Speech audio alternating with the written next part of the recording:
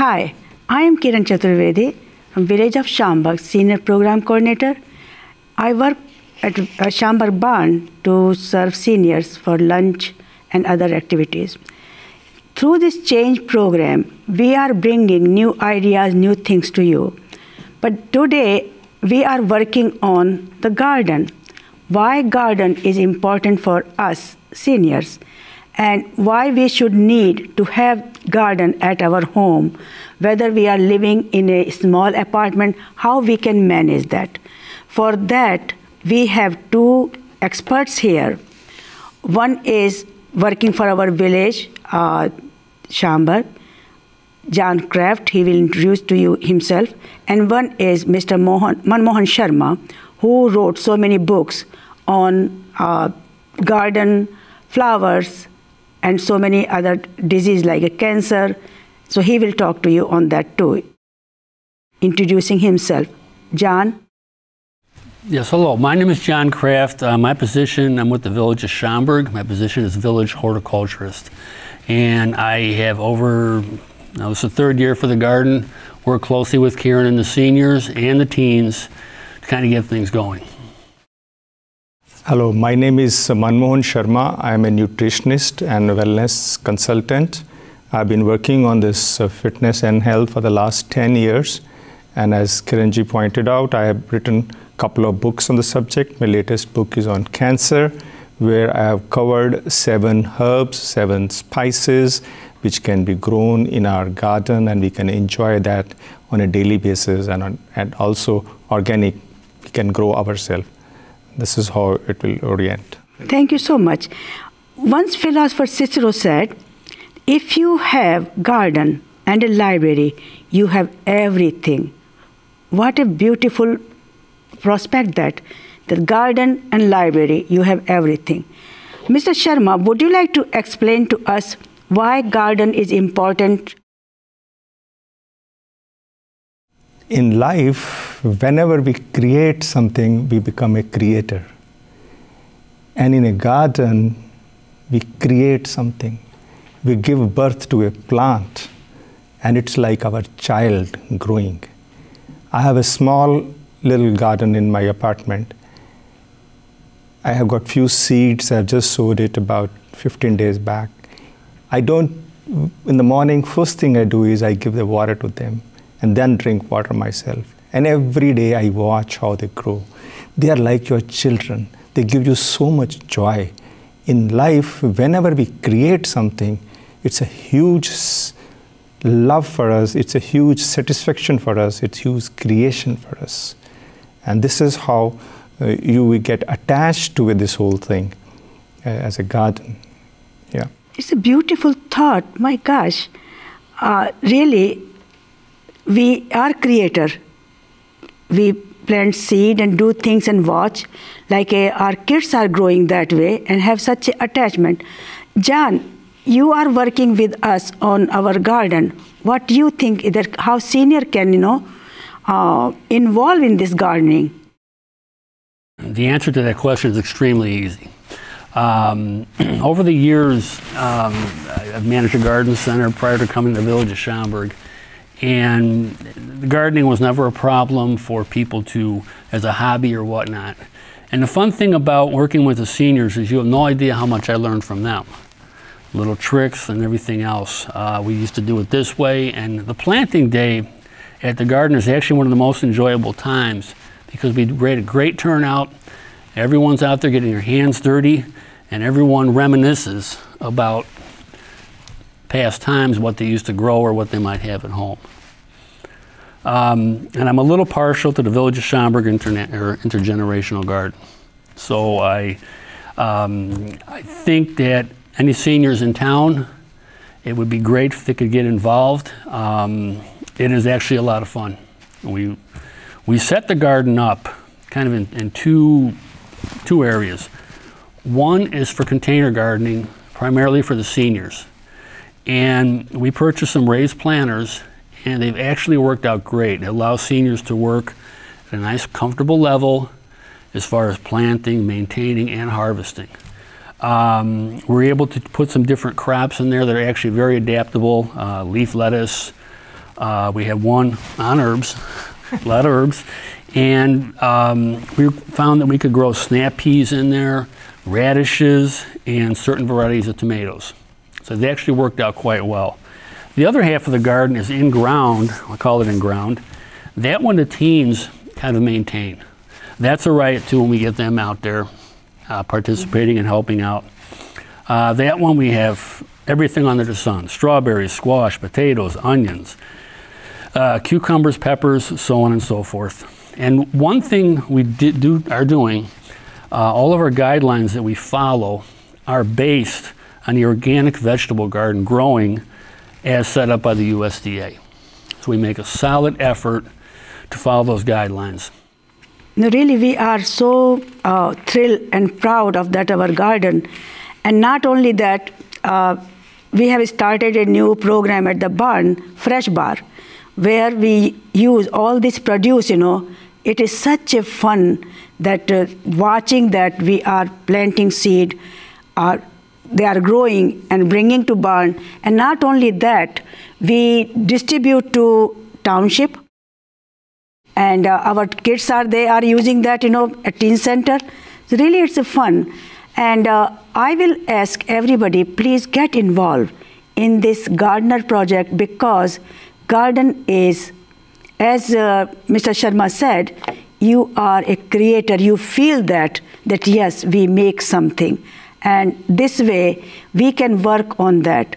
And garden not only giving you sense of you are a creator, but also giving you sense of that you are bringing something home, saving money, having fun, and also going to in that direction where we are eating fresh things, fresh produce. That is very important. As John said, it is going to be organic, and that is very important. So this segment is really, I was looking forward to work on that how garden is important for us seniors. Don't think that it is only for young people who can do that. Yes, we can. We can create our own garden, whether we are living in apartment. That we will talk in next segment. So wait for that next segment. Thank you.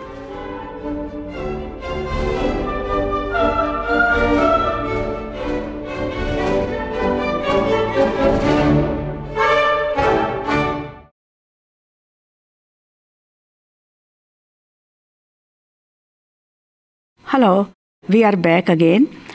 We were talking about the garden, why it is important to us. Why not we have some experience on that? The live plants are here.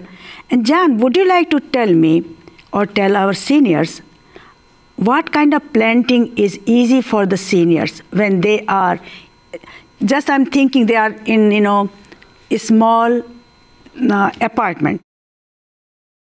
That will obviously primarily be container gardening. Mm-hmm. And the nice thing about container gardening, and I'm sure Mr. Sharma can agree, the plant breeders have developed a number of different crops that are suitable for pots. Mm-hmm. And if you can go to a home center, you'll see seed packets with a little mark on it, has a container on it. So things like radishes, leaf lettuce, herbs they're really easy to do. Tomatoes, peppers. The tomatoes you want to use are probably the small fruited varieties. Cherry tomatoes. Yeah, mm-hmm. The ones you love to pick. Mm-hmm. So those are great to use. And the biggest thing on a balcony, you obviously have to have some sun. Mm-hmm. And I tell people you're going to need a southeast, southwest location, but do the best you can. If you don't have a lot of sun, try some herbs. And see what you can do with that, but don't be afraid to try some things. The containers. I'm kind of partial to, on the tomatoes, purchase a plant. Mm-hmm. It's much easier. And you'll need a container minimally this size to support a tomato. And I've also I set this one up, you can seed directly with herbs. I just wanted to say something about tomatoes. Tomatoes, the smaller the size, the better it is. In my cancer book, I have covered it. The smaller size has got much more lycopene as compared to the larger size. And the second thing which is very important is whatever tomatoes we are getting it in the marketplace, with the help of an acetylene, they make it ripen after they have been plucked. So they don't contain that lycopene which your home tomatoes are going to contain. So small cherry tomatoes are far, far better than going in with the large, big tomatoes. We better change everything. Right. No wonder I like that so much. There you go. Yeah, it's much more beneficial for health and lovely to taste and has a flavor. That's bland, that doesn't have any flavor. Yes. Whether you are using tomato or a potato, it's very difficult to distinguish at that level. Sorry. That's okay. That's a great point. The other thing about the container gardening, I spoke about the sunny location. The big thing, it's worth buying some good potting soil. Be it something like Miracle-Gro or a product like that. They have fertilizer in them already, and they drain, hold moisture, and it really is worth it. If you buy a bag of dirt, it's a little tougher. It doesn't drain or act the same way. When you choose vegetables, like I said, I talked about choose a small fruited tomato. And the herbs, I just got this because for purposes of... What is that? This is parsley. Parsley, okay. And normally I would have seeded in a pot like this, and it would have been fine. This would have supported it. Once again, a tomato, you need something big. And it's a good idea, put a little weight if you have some... drainage is extremely important. Make sure the pots drain, and they have a little weight so they don't blow over in the summertime. And that's pretty much, pests. Always fun. The pests. I'm partial to using, like I say, we follow the organic guidelines using this. And there's a number of different ways to eliminate What is pests. the name of that? This is an insecticidal soap. Okay. Basically dish soap. And it does a nice job. There's a lot of different things that, one thing I want to inject real quick is if you go online, the University of Illinois has a website it's an extension service for vegetable gardening, so on and so forth. You can get a ton of information on there. Wow. Very helpful. Good to know that, yeah. Okay. Just adding a little bit on the parsley. Parsley is exceptionally good for blood pressure patients. It is diuretic. It takes away the excess water in your body. But you can start small, and as you build up the confidence in this, you can use it. You can even use it in your smoothies. You can grind it or sprinkle over your dishes. Parsley is exceptionally good for taking care of your blood pressure. So I think that will help the seniors in at least falling in love with parsley. Wow. Like I said, we're going to have to change some of the things. Yeah, I think so. Have a cherry tomatoes now and parsley. Lots of parsley. Wow. Mr. Sharma, I was reading few articles in your book, and one was very catching my eyes on that, and brain also, that you say that those kind of plant, we can cure so many things like a broccoli. Yeah. If we have broccoli in our garden, or basil. Would you like to focus on that, how the basil can help us and broccoli? Yeah, basil is basically the herb which India loves. It's a holy herb. Every temple, every house, every ceremony, basil is a must. And it is so holy that I can't pluck this basil from my plant if I haven't washed my hands. My wife is very strict.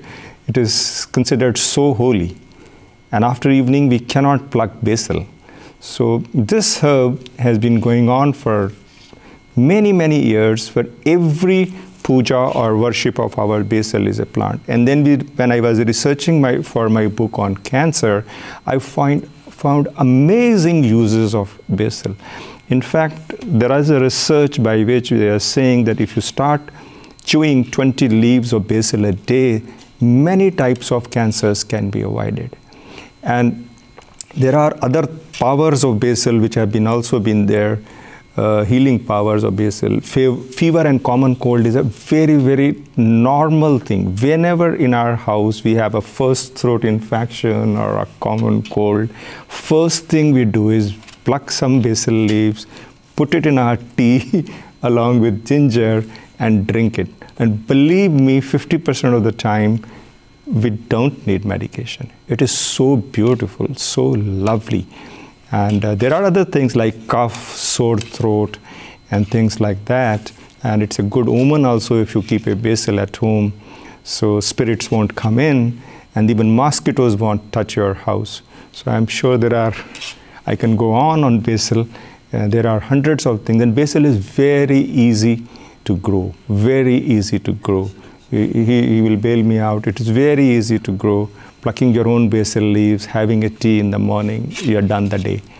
Now, coming on a broccoli is a wonder vegetable for cancer. Every research in cancer, I've covered a topic in my book on cancer, 52 Simple Ways, in which I have called them vital vegetables. In vital vegetables, broccoli is there. We call it green gobi in our country, India. But it is amazing powers broccoli has got, and it can cure practically every cancer. Research after research is sharing it with us. Only thing is, don't overcook the broccoli. The best could be that you can steam it a little bit, or you saute it a little bit, but it still have some crunchiness. Chew it in your mouth, and it will do wonders for you. So we will come back, because really the broccoli and basil is a very important thing for us to know how they can cure us. So wait for our next segment. Thank you so much.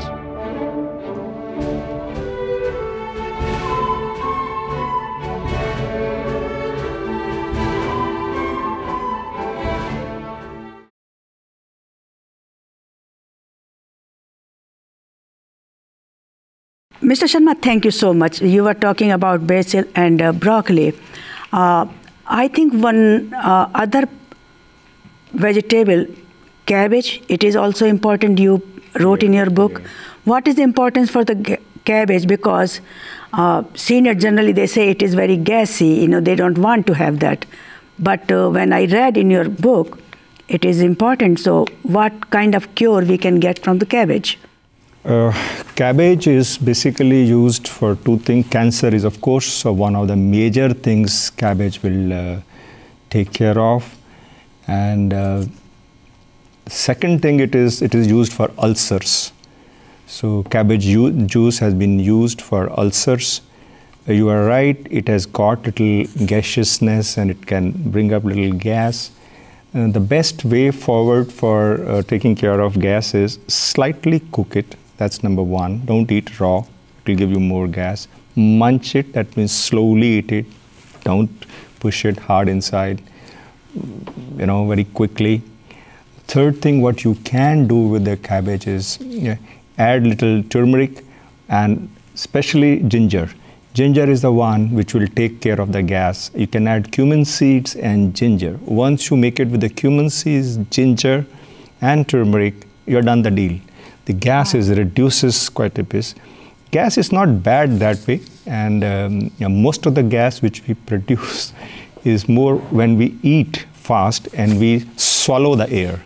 So if you close your mouth, eat slowly, half the job will be done, and drink little water, so it will settle on that account. One very famous author, Luther Burbank, said, "Plants, flowers, they always make people better, happier and more helpful. They are sunshine, food and medicine for the soul." The word was stuck to me. It's good for our soul. How is so, Mr. Sharma? Flowers lift our spirits. Mm-hmm. How? The moment you see that colors, the moment you see that creation, the moment you see the God's presence there, it really brings, and the flowers gives us a message that whosoever looks at it, whosoever comes near it, it will give its scent, it will give its perfume, it will give its color. It's not whatever your caste is, whatever your creed is, whatever you are whether you are a good man or you're a bad man, but it showers its beauty to everyone. I think that's a very big message. We keep on defining people based on their races, based on their creeds, based on their so many other things, but flowers don't do that. It gives us such a beautiful, lovely message to us that we should be colorful all the time and shower our blessings or our goodness to, irrespective of what is coming our way or who is taking it. I think that's one thing which is there. Victoria Bitenko, in one of her books called Green for Life, it's a wonderful book if you can get across that book. Okay. She says in that book that this greens, the leaves, she calls it liquid sunshine. Liquid sunshine. Nothing in the world can be created without chlorophyll. The sun strikes at it, so it generates the energy, and then the plant gives you that. So without this liquid sunshine, when you look at these plants, they are basically creating that liquid sunshine for you. When the sun is gone and you eat those plants, so you're bringing the sun at home. So this is beautiful. It's a lovely relationship between that. And it is also known, many researches have been done in Holland, then when they play a good music in front of some flowers, they grow differently. They respond. They have life, And so on this subject, you are reminding me from India. Remember Professor Chandrasekhar Basu? Yeah. He wrote, if you talk to plant and you will see the difference there. Like they will express their thoughts to you, they are happy, they are not happy. So talking to plant gives you some also, spirit to your, force to your soul, and you feel good. So when we get chance, we will look his book also, wonderful, because when I was in Calcutta, and his literature, my God, so good on that, just how plant can bring sunshine to us and lift our spirit. There was one very famous story in which a person was very sick, and from his window he was watching one, creeper of money plant or something, and every day one leaf was going down. Mm-hmm. And he somehow, because doctors had told him that you're not going to survive, the end is coming. He has linked his life with that plant, that when the last leaf will fall, that day I will die. Wow. The doctor came to know somehow that why is he looking forward? So what he did in the trick was, in the night, he painted one leaf near that creeper. And there was a last leaf. The morning, next day, when that patient looked at it, he said, the leaf has not fallen, so today is not my day. Second day also, the leaf didn't fall. And that man survived. He said, no, my end has not come. We don't know how these plants talk to us. The science is too young to understand the subject. But I'm sure there is a lot of language, there is a lot of love, there's a lot of things they are giving it to us. They are living beings. If we take care of them, if we nourish them, if we bring them home and properly take care of them, I'm sure they are like our children. And then they grow, and then you like to spend hours and hours together in their company. I think it's very fulfilling. John, really, I'm so grateful to you that how you are making our seniors so happy, and through your garden and learning with you, because you are giving us training. Well, I appreciate that, but like I said before, you'd be amazed, excuse me, at what we pick up from each other. No, it is wonderful, really, and I will ask to our community member also, please visit our garden, and if you have time, come and wash your dirty hands when you are doing there, and you will not feel that, oh, my hands are dirty. You will feel, yes, you did something. So much creativity is there, So I think I'd just like to add on your dirtiness. Okay. Humans have come from the earth and mud, and we have to go back to it only. That's life. So everyone will go down there. So my request is we should not be afraid of getting our hands dirty. No, I'm so grateful, John and Mr. Sharma, both of you. You gave us so much knowledge today. And I will request everybody, please, have your little garden and enjoy that. And please make time to come to Shambar Barn, because this senior center is for you. Home, away from home, nice people, so much fun we have there. And also, remember please, Flag Day picnic is coming very close now. So mark your calendar, June 14th. I will be talking to you every chance I get to get time, make time to come to Barn, get your ticket for June 14th. You are going to have fun. And this year we are making a big, big program for you. You will surprised to know that. So now from Shambar Barn, village of Shambar, from the change, we will say thank you for watching us and wait for next time. We are bringing a very good program. And by the way, I forgot to tell you, our host, Barney Carlin, is not feeling so good. So I hope next time she will be coming back to do her original duties. I try to do my best, but not as she was doing. Thank you. Have a good day. Bye-bye.